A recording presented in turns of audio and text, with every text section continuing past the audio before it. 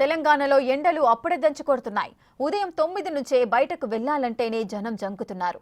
Hot సమ్మర్లో చల్లటి కబురు చెప్పింది వాతావరణ శాఖ. వచ్చే 3 రోజులు కాస్త ఉష్ణోగ్రతలు తగ్గనున్నాయని తెలియజేసింది.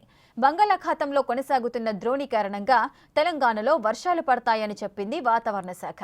మార్చి 21 నుంచి తెలంగాణలో వర్షాలు పడతాయని, 22న ఉరుములు మెరుపులు ఈదురుగాలులతో కూడిన వర్షాలకు ఛాన్స్ ఉందని తెలియజేసింది.